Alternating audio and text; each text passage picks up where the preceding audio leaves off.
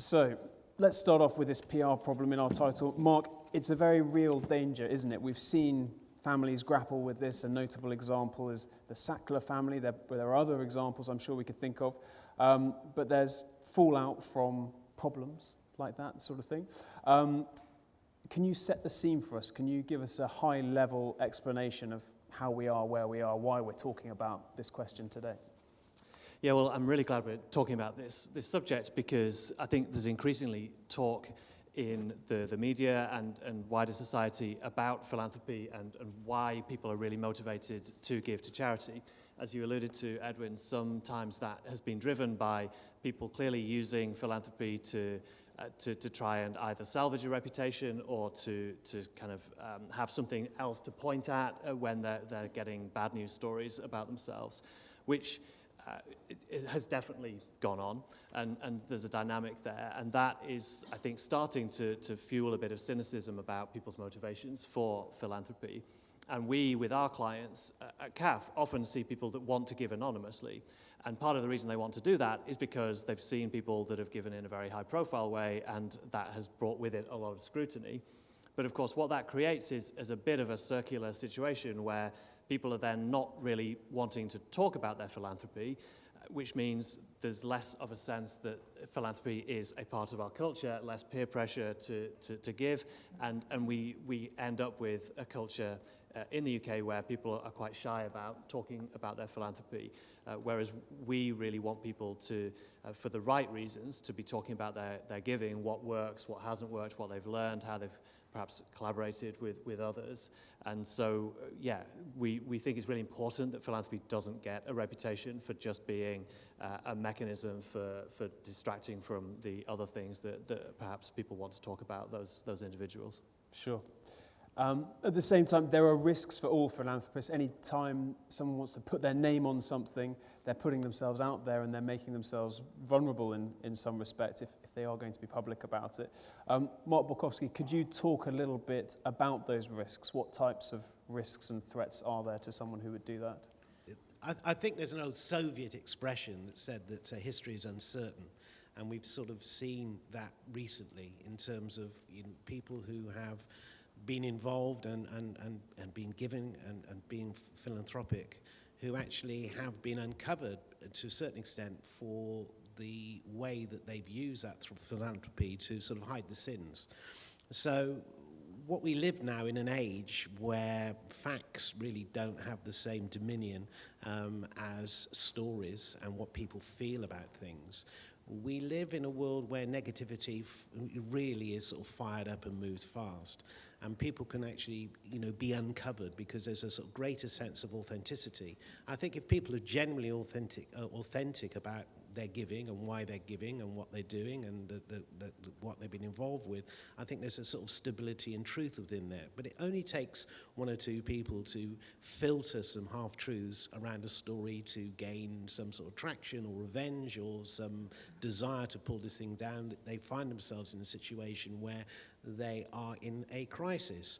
So I think that it always comes back to people constantly evaluating why they're doing something and staying away from doing all the wrong things really, really well.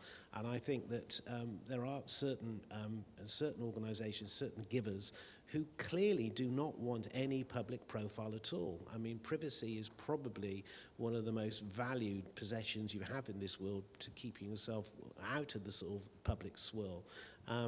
But philanthropy has been exposed, and therefore, when it's been exposed on the level that people have used it for all the wrong reasons, then it actually casts a shadow on giving.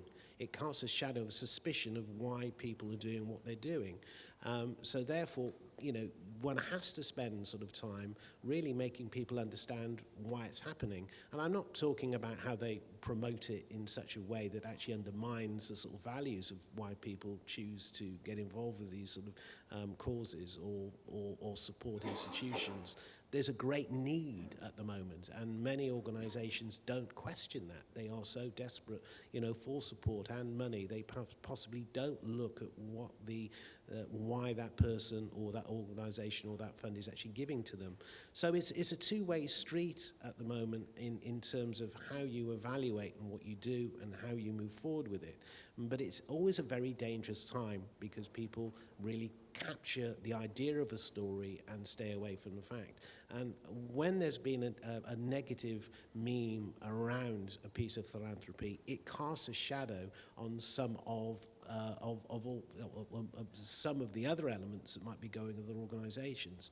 So it's a case of sense-checking why, I guess, and being aware of the dangers, and being sucked into something that is, without doubt, something you're powerless to actually stop, but actually dealing with it. I was with a really interesting old family yesterday, and that face an issue not of their making.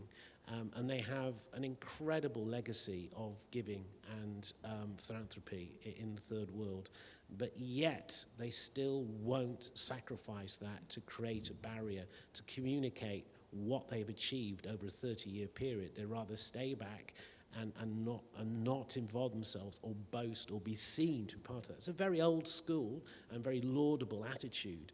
But obviously, there are ways that you can communicate and develop these themes to protect you, because there's a lot of people out there who for the wrong reasons, want to attack people because of the legacy of the past.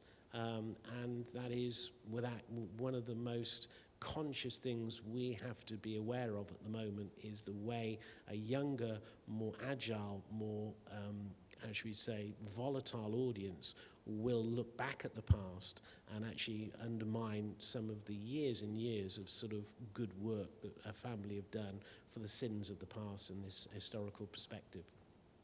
Okay, thank you.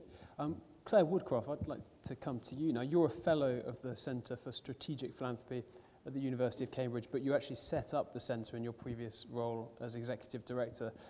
And I think you believe that part of the problem here really is the lack of efficacy of philanthropy a lot of the time. Can you talk a little bit about the size and shape of that specific problem? What are we dealing with here? Sure, absolutely. So I've spent pretty much my entire career looking at how can we maximize impact from philanthropic capital, concessional finance earlier, call it what you like, but capital that is not going for purely commercial investment, including donor aid, etc. I think there are three reasons why philanthropy has a bad reputation at the moment. It's poorly understood, it's poorly regulated, and it's poorly executed. And none of this, detracts from the good intentions of philanthropists and the sheer size of the market. So this is a $1 trillion capital market. That's something that's been acknowledged for a long time. It is rapidly growing, particularly in the global south, with the intergenerational wealth transfer, particularly in regions Middle East, Africa, Asia. You're seeing a huge amount of growth in philanthropic capital coming to market.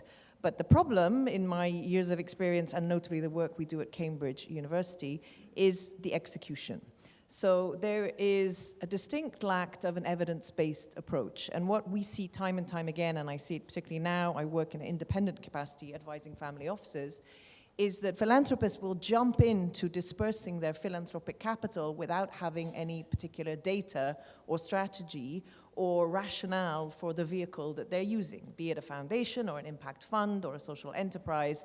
There is often, unfortunately, too much focus on the passion behind philanthropy and the feel-good factor and not the actual needs. So where is there a need for this capital and how do we disperse it? So we developed at Cambridge, which is a methodology that I still use, a three-stage approach. So first of all, looking at the family office themselves. What are they all about? What is their cultural DNA all about? What are their historical commercial operations? Because philanthropy can be more than money. So how can they bring expertise and the like to play? What is the dynamic within the family? Are they innovative? Are they conservative? So really looking at the nature of the family office and where that sits within a potential strategy. The second element is looking at gaps in the market. So philanthropists are all too keen to jump in where they surmise that there might be a need without actually having the data. So we really encourage philanthropists to look. So if you want to do education, just double check what element of education and how many other people are already doing education. And if the market is saturated, perhaps don't do education. Philanthropic capital is risk capital. So maybe look at the more challenging stuff, like looking at institutional voids, looking at climate change. One of the global issues that receives the least amount of philanthropic capital, to the detriment health and education, where philanthropists are most likely to invest, and yet those are the two areas that are most covered by government spending. So that's the second thing. Really look at what are the gaps in the market, where is the capital most needed. And then the third piece is think before you disperse your capital. So think, do you actually need a foundation?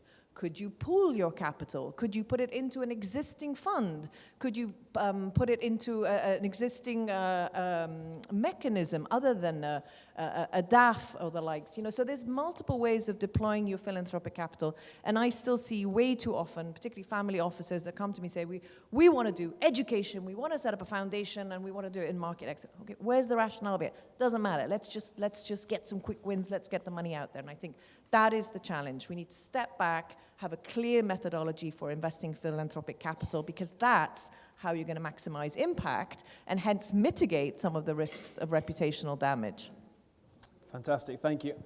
I think probably listening to some of that, Ajaz, you might sort of think of a few examples from your own case. Can you talk to us a little bit about what you've been doing with ajaz.org? Just if you could just introduce what it is, first of all.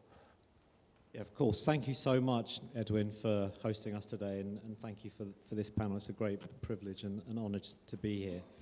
So I love words, and I've got a real weakness for words.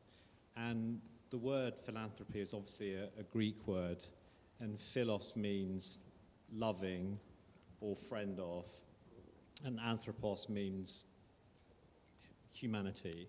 So philanthropy means loving humanity. So I think everyone in this room is a philanthropist, because we all love humanity. We all contribute to our families, our colleagues, and society in some way. And I also grew up in a household where my mum and dad would teach us the biblical maxim that when you give with your right hand, the left hand shouldn't see that it's being done. So it was very much philanthropy. If you were giving to charity, it was something that is private and you wear it in your heart rather than on your sleeve. And when I was born in the 70s, my dad earned about £35 an hour. Sorry, 35. I wish he earned £35 an hour. He earned £35 a week, and that was with overtime, and it was just slightly above the average for a manual worker because he worked in a factory. And up until the age of 5 or 6, we lived.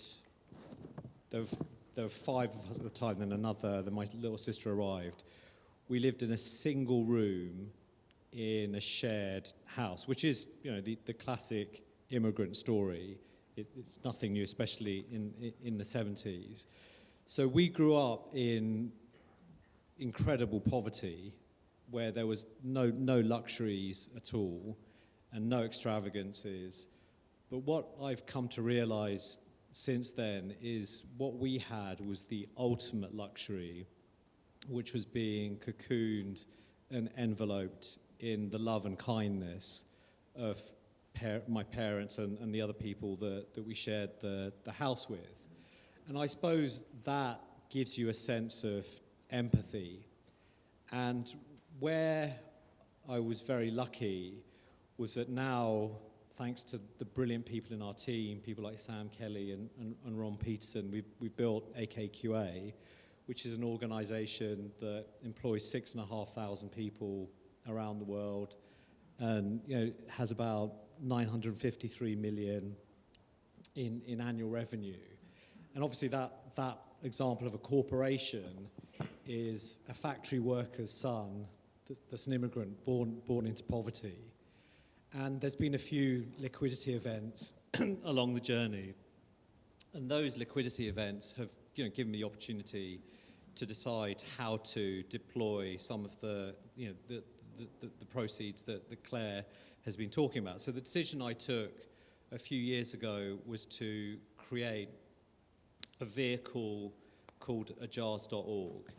And Ajaz.org, the reason for its existence is about immediate impact, because I'm obviously a believer in systemic change. I've seen how systems and mechanisms can transform organizations and economies, but that doesn't necessarily put food on the table. So if you're a single mother who's having to use the same nappy for your baby, running a whole week, and then the baby's suffering incredibly because of it, which is happening every day, you can wait for systemic change, but it doesn't help. So, and the stories in the UK alone are quite extraordinary. So, you have stories of a single parent going to a food bank and dropping off his teenage son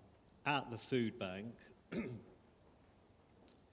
and then leaving him and telling the food bank people, I can't look after him.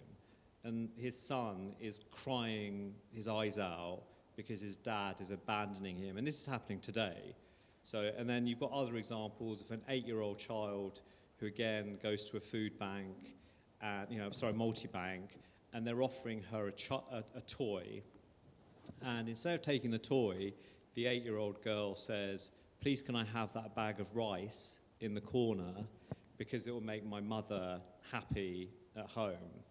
And then you have other examples where a mother's diluting her milk to make sure that she can feed the family. And there's other examples where a family is sharing bath water because they can't afford to heat it. And that's happening today in the 5th largest economy in the world. So the point of Ajaz.org is immediate donations and impact to the families and individuals that need it, whether it's families that are fleeing from domestic abuse or domestic violence and they need support, or they need food on the table, or they need nappies. And in the first year, we thought we were going to give away 12 grants, one a month. We ended up giving around 28 grants, and that's essentially what the organisation is there for.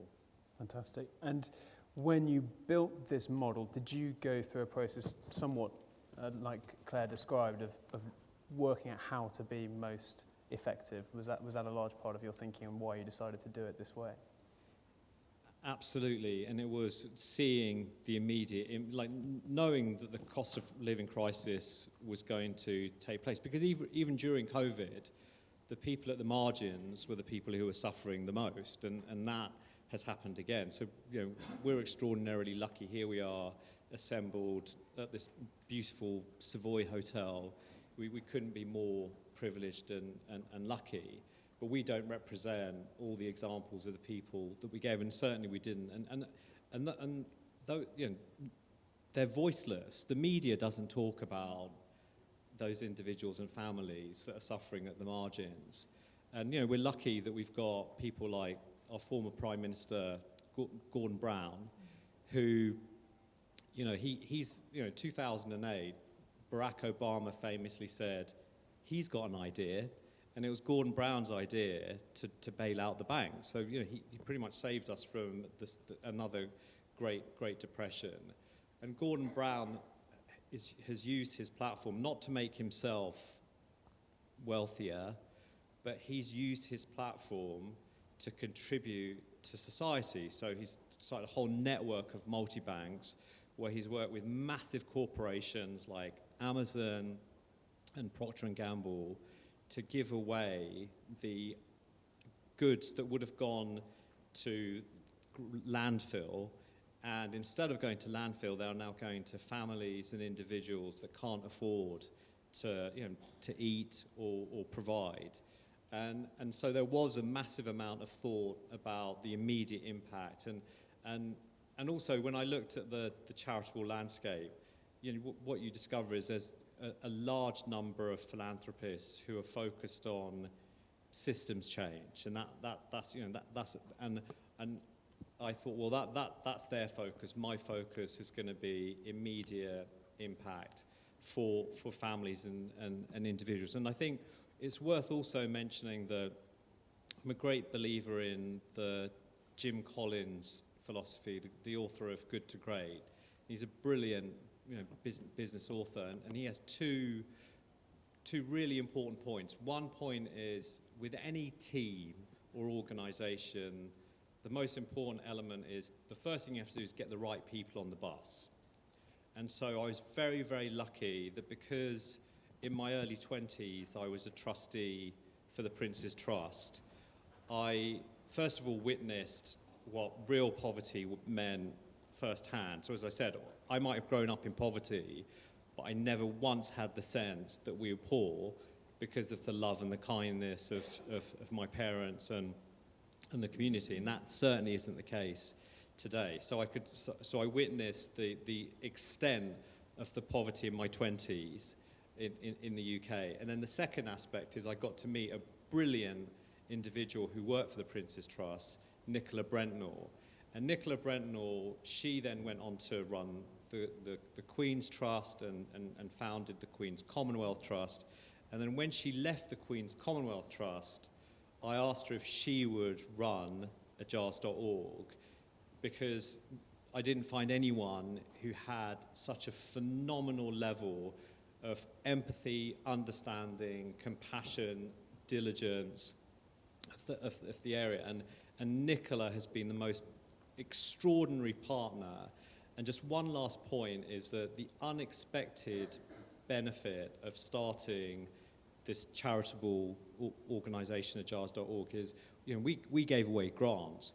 What we discovered was the unexpected benefit of it was the community that Nicola and all the charity leaders that she worked with built, because there's so many aspects of their own governance or their own mental health or the challenges they face that need solutions. And the great aspect is that a person like Nicola, with her decades of experience with some of the best organizations in the world at what they do, she was able to share that. So it really was serendipitous. And the second point to do with Jim Collins is he talks about it's about people, not process. And so finding the right leader for Ajaz.org in Nicola Brentnor meant that it would work really well. And obviously we have important processes, but when you have the combination of a brilliant team running it and the process, that's where you can have the most effect. Fantastic. And just a quick follow-up, if I may, just thinking about what Mark Greer and Mark Borkowski said at the start, did you pause or waver when naming the organisation? Obviously the structure is slightly different because Ajaz.org sits behind the charities that actually do the work, but did you think about this PR risk of attaching your name to your organisation? There's a risk with absolutely everything, and then but if you have good intentions and you put your best foot forward and you work with the best people you can, then you've got a good chance of succeeding. And the other aspect is that that Ajaz.org is it's obviously my first name. It's also the name of my it's the initials of my eldest son, and Aaron Jacob Zachary Ahmed, just an anagram of it. So I'm not going to be able to leave him a company because we sold the company. So I might be able to leave him and his brother Isaac the charitable. So it's something that hopefully will be in the family for decades. Great.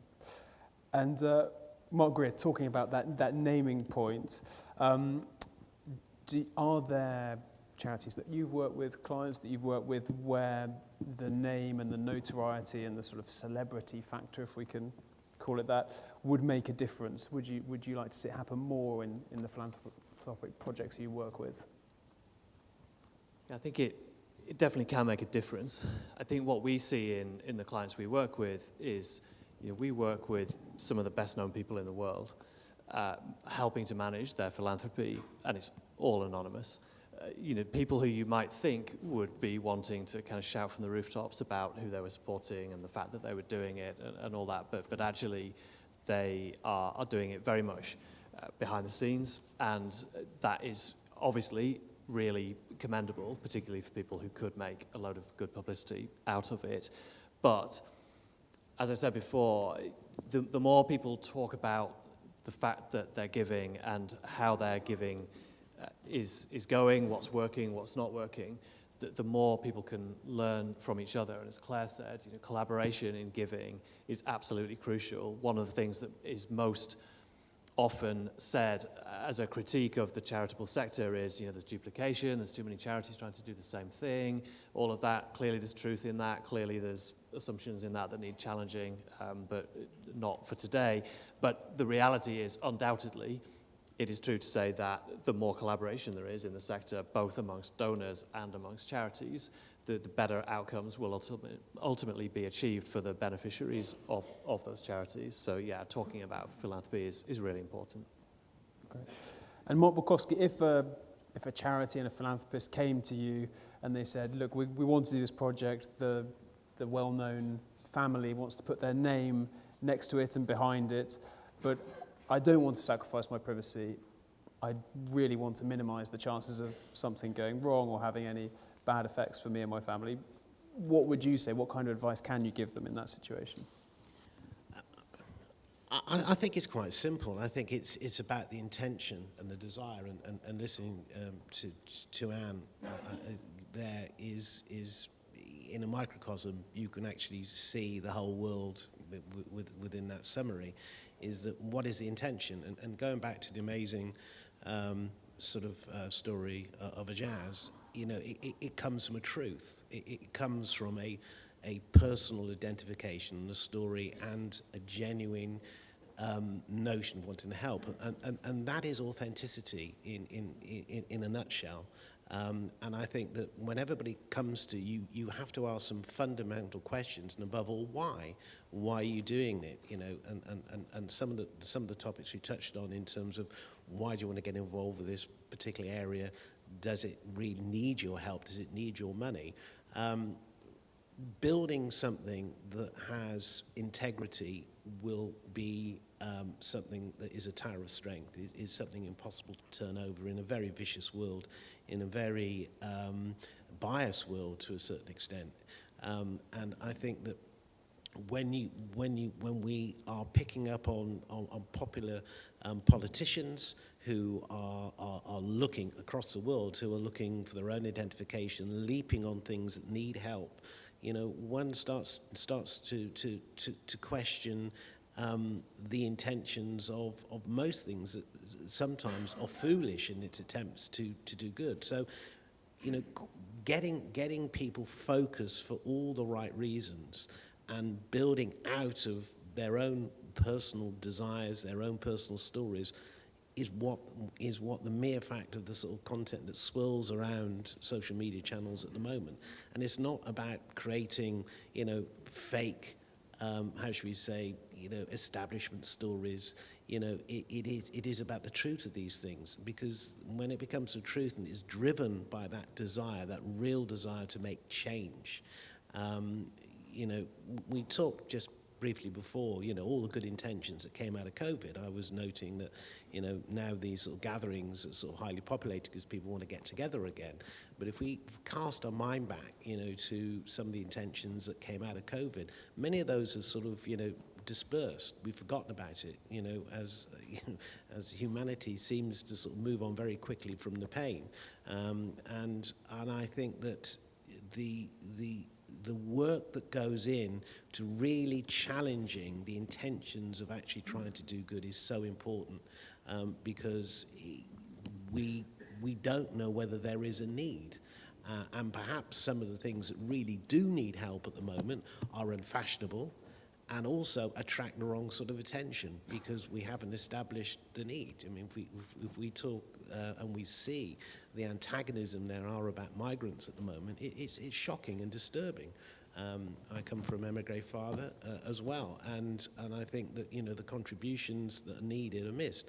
So if someone was to get involved with that, it comes with all sorts of problems, and yet there is a need to help.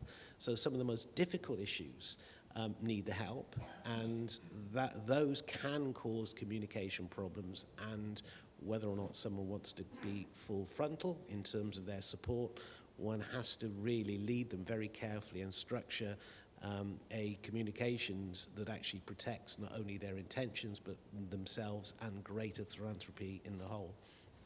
Okay, thank you. A brief intermission here just to do a bit of housekeeping. The internet, I understand, wasn't working for some people before. There is now a new network and a new password. That password is Spears500, bespoke to us. And there's a capital S, and it's the 500 in figures. You can use that internet access to put questions to our panellists all day, and including in this session via slido.com. But back to the matter at hand. Claire, we spoke earlier a little bit about ways that we can make, or the sector can make itself more effective. And something you mentioned was sort of professionalisation. Can we pick up on that now? How would you do it, and what would the consequences of that be? Yeah, absolutely. So just to pick up on the earlier point, some of this, challenges around anonymity, I think, is one of the core issues. So this comes, of course, from monotheist religions which encourage giving to be anonymous. And yet there are clauses certainly within Islam, that say that it's okay to disclose your philanthropy if the intention is to improve it. So the issue with disclosing your philanthropy is if you're bragging. But if you're disclosing what you're doing so that others can learn from it and you can encourage collaboration, it's a good thing. And this has been a real challenge because one of the biggest problems with philanthropy is we simply don't know enough about it. We don't have central repositories of data. There aren't a lot of professional institutional entities. There are some organizations like CAF doing good work, but there certainly aren't global ones. The OECD has done research on philanthropy, says it's 42 billion per annum. We did some at Cambridge. We found in the Gulf alone, we estimated 200 billion per annum. New York State alone has 10,000 foundations. This is a huge multi-trillion-dollar capital market, and we simply don't have the data, unlike in other sectors. If you talk about banking or finance, we know exactly what's going on. The regulators know exactly, more or less, where the money is and what's happening with it. And this is a problem in our sector. We don't have reliable data, and we have this aversion to sharing data, which creates this kind of perfect storm of working in the dark. So even if you're using a methodology where you're trying to fund the gaps and be really strategic with your capital, you're really going it alone. There's a lot of reinventing the wheel, notwithstanding organizations like CAF, like myself, that's what I do, try and advise people to spend their capital wisely. There aren't industry standards, though. You don't have clear mandates around where capital is best deployed. And hence you get this very, very fragmented ecosystem, despite the fact that there is growing reliance on philanthropy to be a key mechanism, for example, for funding international development. Government spending is declining, philanthropic capital is increasing. We're expecting philanthropic capital to be a key driver for things like climate change in terms of additional funding, and yet we simply don't have reliable data. So that's a major part of the problem. It's also that you have this fragmentation. If you don't have the data and you don't know who else is doing what, when you come to deploying your own capital, even if you wanted to partner with somebody, how do you find out who else is already operational in that field?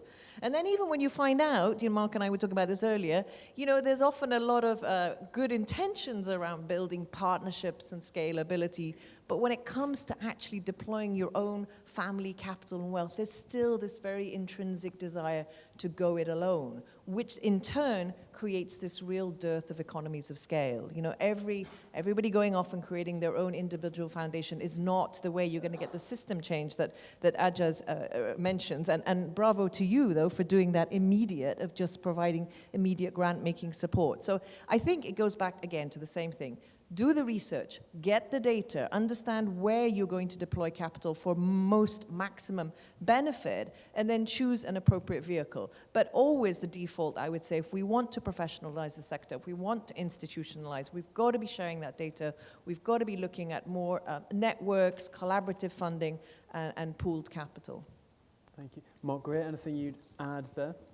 Yeah, I think it's a really important point, and as Claire said, the consistent standards are really important in the US. There is a Chartered Advisor in Philanthropy qualification, which some of our team here in the UK have done, but there's no UK equivalent. That's really quite specific to the US, but it's very widespread there, and people know that's people with that qualification have been trained and qualified to a certain level.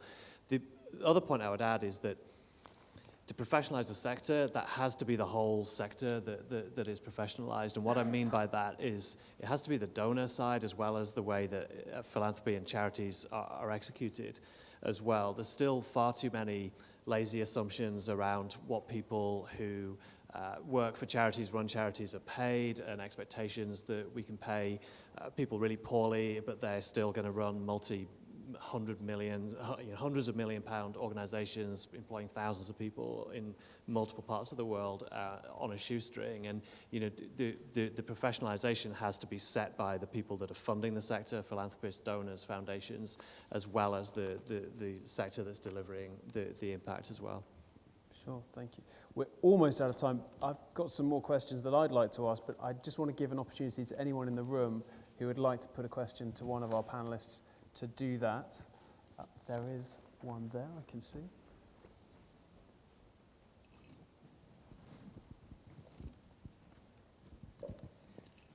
Claire, I found your idea of sort of actually pulling together the data to understand where the need is in terms of, philanthropy around the world very interesting.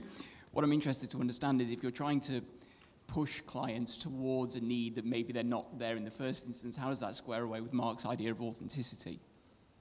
How's that square away with what, sorry? Mark's idea of authenticity. If it's not an idea that they're actually, interested in the first instance, how do you actually bridge that gap? So I use a Venn diagram approach. So 3 buckets of data, if you like. One is the cultural DNA of the individual, of the philanthropist. What are they interested in? What do they have expertise in? Then look at market gaps that align with that, and then create a vehicle that can allow you to maximize impact. So I'm not saying that I would, advise a philanthropist to simply go into, for example, creating institutional capacity, not a particularly fancy area to engage in, but of huge importance to the sector, if their expertise is not aligned with that. But what I'm saying is once you understand where the philanthropist wants to invest, at least make sure, so if it's education, for example, or health, which is by far, health could take something like 40% of global philanthropic capital into development. So if it's health, then at least help them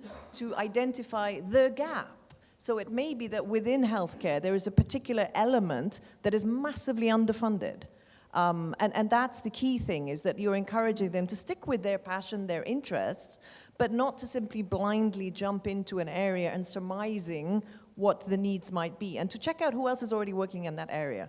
Because so often we see massive, as Mark said, duplication in the sector, which can be eradicated if the data is available. So just stop, take a step back, do some basic research on what the needs are. And there are multiple organizations that can help you out with that. You can use the UN Sustainable Development Goals. They have a site on philanthropy and the SDGs, which will tell you which sectors are underfunded. Okay, go on then, quickly. From my vantage point, thank you for your comments. From my vantage point, one of the main PR problems associated with philanthropy is that it is primarily a tax minimization strategy, and that's reflected in some of the messaging on the documents outside. Is that of concern? How does this get addressed? It is a tax minimization strategy. How to proceed with philanthropy in light of this fact associated with it? Mark Greer, can you take that one on? Sure, yeah. I think it's a difficult one because governments give tax incentives for philanthropy in order to encourage more philanthropy, right? And so, but then philanthropists get accused of giving in order to minimize their tax. And so you get into this kind of circular situation. clearly the tax it always plays a part in markets where there is tax relief for giving, which globally is the minority. Even in Europe is the minority. Most countries are quite different, really, to the US and the UK. But you know, it's there to be an incentive for giving, and so people do clearly use that as an incentive, and clients want to maximize the tax relief that they can get for their giving. But yeah, I think you make an important point. It's really important that we don't allow philanthropy to be portrayed purely as a tax dodge. And what I always say to people is, you know, no one is ever net better off having given to charity. You know, there's no tax relief that makes you have more money as a result of giving to charity. But to read some of the commentary in the press, you'd think that people are actually, you know, enriching themselves by giving their money away to charity, which is, you know, just not possible. I'd go further. I said, if your intention, you know, as a philanthropist, is to use the money as a sort of ability to negate your tax, and you're in trouble. You're in deep trouble. So you know, there's got to be something more than mitigating a tax, really, frankly. Great, thank you very much. We have overrun, so we'll wrap it up there. But thank you to my panelists, Mark Greer, Mark Borkowski, Clare Woodcraft, and Ajaz Ahmed. Thank you very much for being with us today.